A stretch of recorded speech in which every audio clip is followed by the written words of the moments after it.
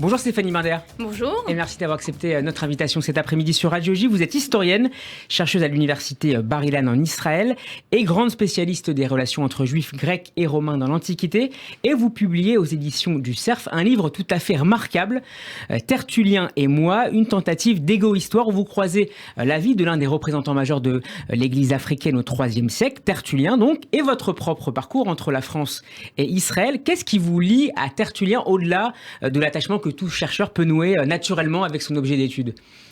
Tertullien se situe à une époque charnière entre le passage des polythéismes de l'Antiquité au monothéisme. Donc vraiment au moment où le monde bascule vers un Dieu unique. Et c'est vraiment le moment où le judaïsme rabbinique et le christianisme vont se former, s'autodéfinir, vraiment expliquer ce qui fait d'un juif un juif, ce qui fait d'un chrétien un chrétien. Et finalement, le judaïsme que l'on pratique aujourd'hui est né à ce moment-là en réaction à tous les chamboulements qui ont eu lieu. Et ça répond, ou ça, en tout cas, ça m'aide à me répondre à mes propres interrogations sur... mais pourquoi faisons-nous ce que nous faisons? Et qui l'a décidé? Comment? Pourquoi? Et à quel moment ça s'est fait et décidé? Alors, ce n'est pas la première étude sur Tertullien qui paraît en français.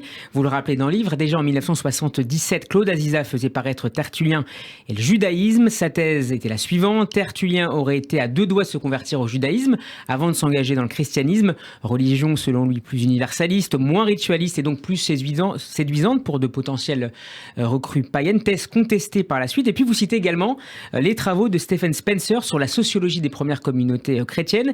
Elles étaient divisées entre ceux issus directement du monde juif et ceux originaires du monde païen. À grand T, quelle est la thèse qui vous convainc le plus? Alors, je pense que Claude Aziza a eu une véritable intuition, qu'il a raison. Tertullien s'est d'abord intéressé au judaïsme, ça me paraît évident. Maintenant, il a poussé à l'extrême sa thèse, et ce qui fait que les autres chercheurs ont fini par lui dire « mais tu rêves, ce que tu vois, tu l'inventes parce que tu as tellement envie de le voir que tu finis par le voir, mais ça n'existe pas ». Donc je pense que l'origine de son intuition est juste. Tertullien s'est effectivement intéressé au judaïsme, et on voit beaucoup d'influences judaïsantes dans ses textes. Donc à l'évidence, il a des affinités avec le judaïsme. Qu'est-ce qu'il en a fait ensuite? D'abord, comme la plupart des chrétiens, on a un problème avec le judaïsme. D'abord, quand le christianisme s'ouvre au monde, ça veut dire à des gens qui viennent d'un monde gréco-romain, d'un monde idolâtre, ils n'ont absolument aucune raison de s'identifier à l'histoire juive, en particulier la sortie d'Égypte, et puis tout le reste, enfin, tout ce qu'on nous raconte dans la Torah, ça n'a absolument aucun rapport avec... ce que les gens du monde gréco-romain voient dans le judaïsme. Ce qu'ils voient, c'est la base morale, c'est le substrat où on s'occupe de la veuve, on s'occupe de l'orphelin, on enterre les morts, on donne à manger à ceux qui n'ont rien à manger. C'est ça qui leur plaît, mais ils n'ont pas besoin de s'identifier à l'histoire juive. Et à l'attachement notamment à la Terre Sainte. À la Terre Sainte. Et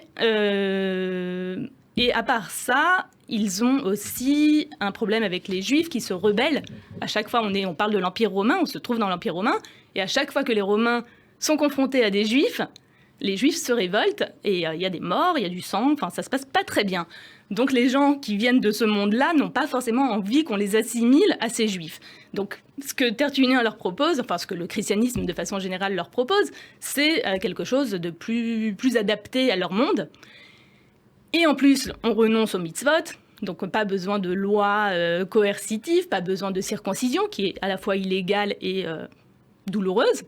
Donc, comme beaucoup de chrétiens, Tertullien finit par opter par le christianisme plutôt que pour le judaïsme. Et pour revenir à Spencer nous dit on a deux sortes d'églises. On a l'église du monde païen qui n'a absolument rien à voir avec tout ce qui est juif, enfin absolument, dans une certaine mesure. Oui.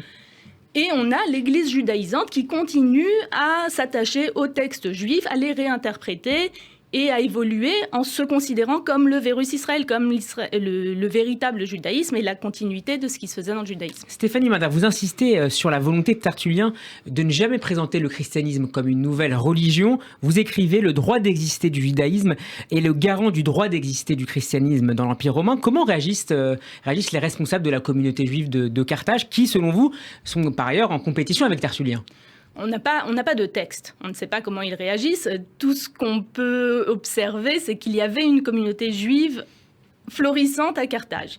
D'un point de vue archéologique, on voit que la communauté vraiment se trouve partout. On n'a pas un quartier juif où on peut dire voilà, il y a la synagogue et tout. Non, on trouve dans tout Carthage.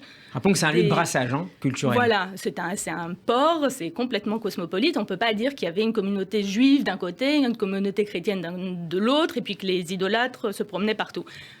Donc on ne peut pas savoir comment les responsables ont réagi. On voit tout ce qu'on voit, c'est du côté chrétien. C'est-à-dire c'est le miroir qu'on a de ce que les Juifs ont pu penser, c'est ce que Tertullien nous en dit. Donc on n'a pas de source juive sur l'événement. Exactement, on n'a pas de source juive. Ce qui me fait d'ailleurs dire que s'il n'y a aucune production juive à Carthage, il est probable, vu l'ouverture de cette ville, que le judaïsme rabbinique avait déjà plus ou moins établi son camp dans Carthage. Alors, ce qui est tout à fait surprenant et intéressant dans votre livre, c'est que des chercheurs, vous le rappelez, ont tenté d'assimiler la figure de Tertullien à celle de grand maître du judaïsme de l'époque de la Mishnah, Rabbi Akiva d'abord, puis Rabbi Shimon Bar Yochai, mais aussi aux Asmonéens, l'époque de Hanouka pour nos auditeurs. Sur quoi se fonde cette mise en rapport a priori assez étonnante ? Sur son caractère, sur le caractère et sur les thèmes abordés. Sur le thème du martyr, donc Tertullien est le martyr, Rabbi Akiva est, selon la légende ou selon ce qu'on raconte, mort en martyr. Donc c'est un peu ce qui les a rapprochés. Les thèmes, donc ça c'est sur le thème, sur le caractère, que Tertullien est très vindicatif, assez agressif, ascète. Il fonce droit dans le mur, il n'a pas d'hésitation sur ce qui est bon et vrai et ce qui doit être appliqué.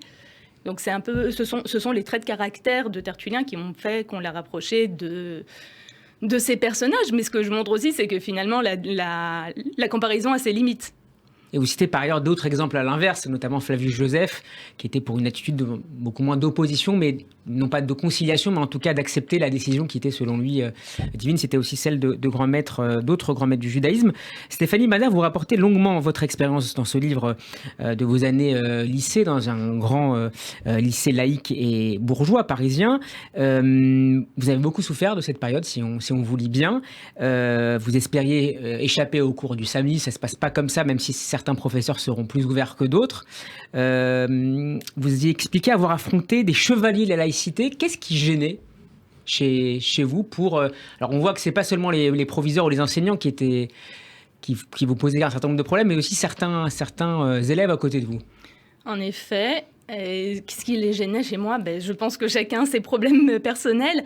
De façon générale, les chevaliers de la laïcité, c'est un problème de définition. La définition de la laïcité, telle qu'elle était comprise dans mon lycée, était que la laïcité gommait les religions. On est laïque, donc la religion n'a pas le droit d'exister. Alors que l'origine de la loi de 1905 n'est pas de gommer les religions, mais de permettre à tout un chacun de pratiquer sa religion sans que cela pose de problème. Et vous rappelez qu'en France, la religion est en fait partout, si on regarde bien. Aujourd'hui, je pense que c'est indéniable.